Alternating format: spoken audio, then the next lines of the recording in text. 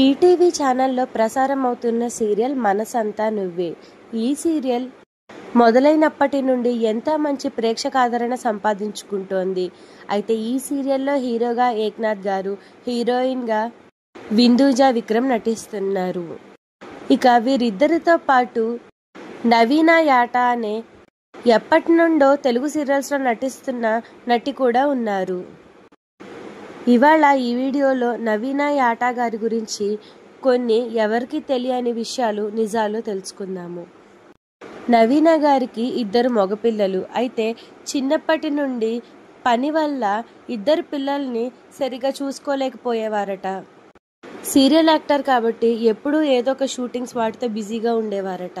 అయితే ఆవిడ 2 పిల్లల్ని కూడా నవీనా గారి తల్లి చూసుకునేవారట. నవీనా గారి అమ్మను నవీనా గారి పిల్లలు కూడా మమ్మీ అనే పిలిచేవారట.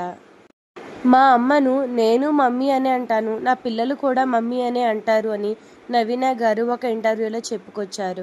అలాగే చిన్నప్పుడు తమ 3 అక్కలను పెంచడానికి నవీనా గారి తల్లి ఎంతగానో ఇబ్బంది పడ్డారట. అయితే కుట్టు మిషన్తో బట్టలు కుట్టి, అలాగే నవీనా గారి అన్నయ్యకు కొన్ని చీరల బిజినెస్లు ఉన్నాయట. అయితే నవీనా గారి మావయ్యకు చీరల బిజినెస్ ఉండేదట.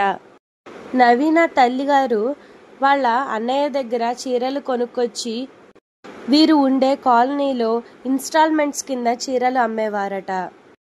అలా ఎంతో కష్టపడి మా అమ్మ మా 3 అక్క చెల్లెళ్లను ఎంతో పెంచి పెద్దవాళ్ళని చేసింది.